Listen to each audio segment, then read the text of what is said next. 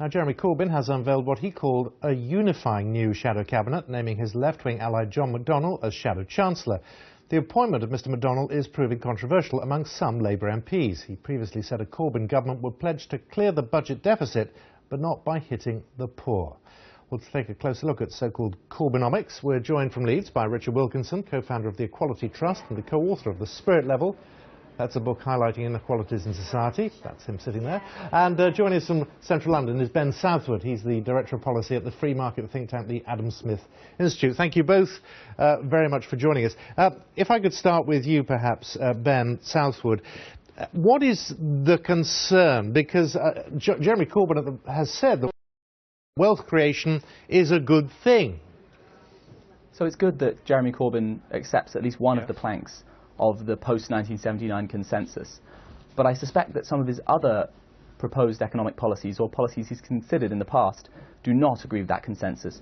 One example might be people's QE. People's QE differs a lot from normal quantitative easing. Well, hang on, let's just define what we mean. People's quantitative easing.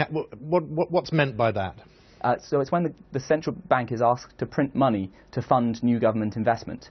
Now, in quality, it's very similar to what they did in Weimar Germany or what they did in Zimbabwe. In practice, he's very unlikely to use it as recklessly as those governments did. But that's still, it's still worrying that he's willing to risk undermining the central bank's independence, which is one of the things that everyone agrees Gordon Brown did best in the late 90s. Richard Wilkinson, there is a concern expressed that just when the economy appears to be back on track, this could be the biggest change and the most unsettling moment in the economic history of this country. Well, I'm not an economist, but I know that several Nobel Prize-winning economists have broadly approved of Corbyn's anti-austerity policies, including Joe Stiglitz and Paul Krugman. Both Nobel Prize winners and a number of other economists, including Blanche Flower, have given their broad approval to Corbyn's approaches. The appointment of John McDonnell, who favours nationalising banks. Again, there are going to be concerns out there. Well, the problem we've got to do is to reduce inequality. The International Monetary Fund, the World Bank and OECD have all said that inequality is bad for growth, and the growth of the financial sector in Britain, basically people who just gamble with vast sums of money and pay themselves vast sums of money, have been very damaging to the economy. And of course, unlike countries like Germany, our manufacturing sector has declined dramatically. Ben Southwood, what about the argument this is a new type of politics, that people are fed up with the traditional view of politics and politicians, and as such this represents a new opportunity? Well, actually, I think that's an extremely interesting point. One thing that my friend Pete Spence suggested is that in the future we might see the Labour Party more like a well-funded think tank than a political party. Instead of offering very detailed policy suggestions, it might be trying to shift the broad debate like I do as a think tanker, suggesting more wide paradigm changes than individual policy changes. What we might see is people like me facing off against Corbyn's team on the news, whereas the Tories might be up against Jonathan Portes and other centre-left but very technocratic and detailed policy thinkers. Well, let's put that to Richard Wilkinson. Do you think that under Jeremy Corbyn it's more a think tank than a party, full stop?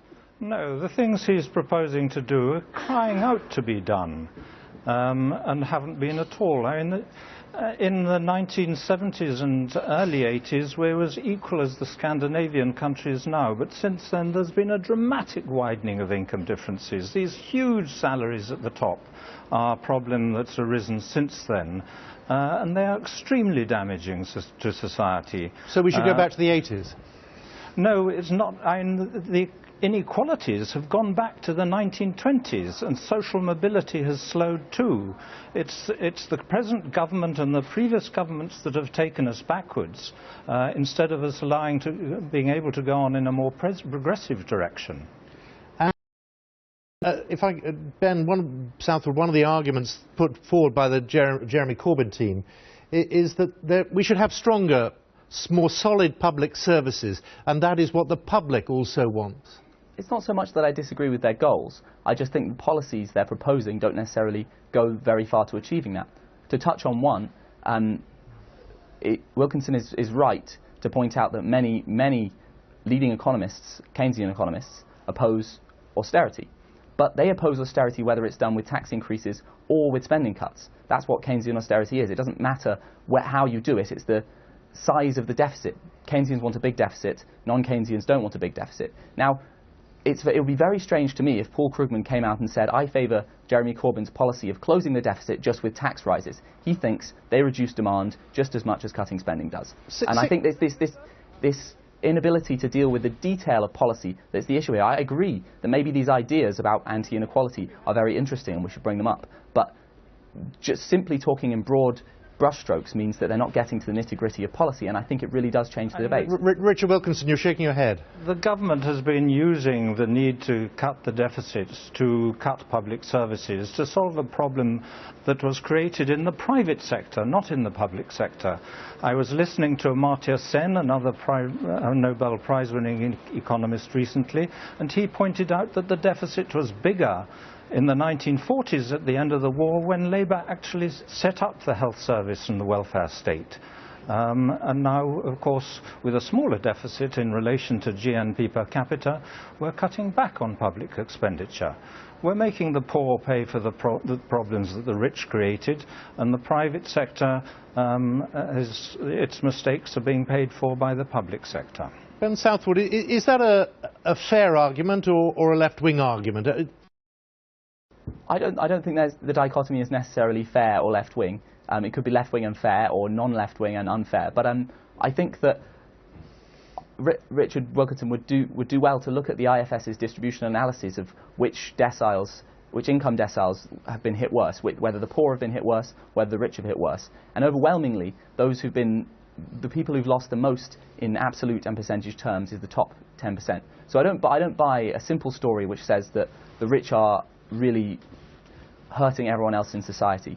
Obviously, there's always going to be some problems with regulation, some problems with policy, some problems with the distribution analysis of the government's balance sheet. But I don't buy a simple story in which there was a big private sector failure. The government supported and backed more or less all of the things the private sector did wrong. We just simply didn't know they were bad ideas in the 2006, 2007, 2008. A quick final word from Richard Wilkinson.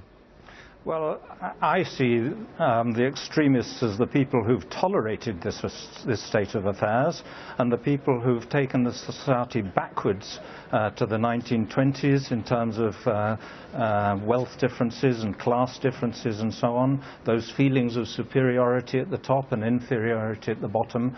And I think that both the recent Labour governments and the Conservatives have failed to tackle these problems, and that's why Corbyn has had such enormous support, and why there are many other signs of a major change in the swing of the political pendulum. People first disaffected with the traditional parties, membership declining decade after decade, but now suddenly signs that more people are interested in the possibility of a better society, something really different. We don't have to go on like this. Well, I'm most grateful for your time. Richard Wilkinson and Ben Southwood, thank you both very much. Now, 1/3 of today's jobs are at high risk of being automated in the next 2 decades. That's according to an investigation by the BBC. And as computers and robots learn to do more tasks, low-skilled workers will be 5 times more likely to be replaced by a machine. But skills like creativity